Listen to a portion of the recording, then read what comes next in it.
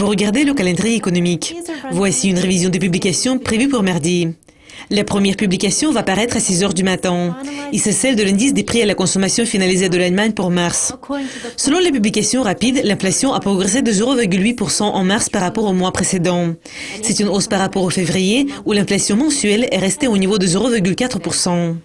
2 publications sur l'économie britannique en mars seront publiées à 8h30, y compris l'indice des prix à la consommation qui est d'une grande importance.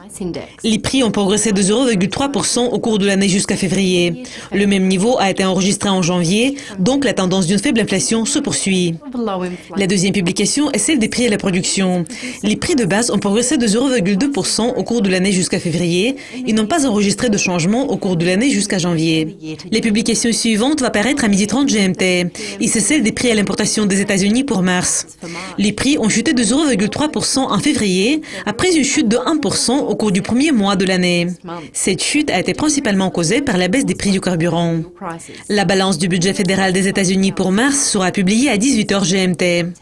Les États-Unis ont enregistré un déficit budgétaire de 192,6 milliards de dollars en février, par rapport aux résultats du mois précédent où on a enregistré un excédent de 55,2 milliards de dollars.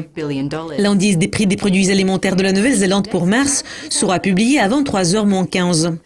Les prix des produits alimentaires ont reculé de 0,6% en février. Mais après la désaisonnalisation, les chiffres ont changé pour voir une hausse de 0,2%.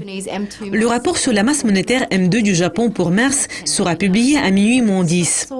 Les stocks ont connu une hausse de 3,1% en février, ce qui est au-dessous des attentes du marché de 3,2%. La dernière publication du calendrier va paraître à minuit 30. Et c'est celle du sentiment des consommateurs de l'Australie pour avril. L'indice a chuté de 2,2% en mars à 99,1. Je m'appelle Céleste Skinner. Cela conclut le calendrier économique pour mardi. Ne manquez pas notre révision de publication prévue pour mercredi. Au revoir.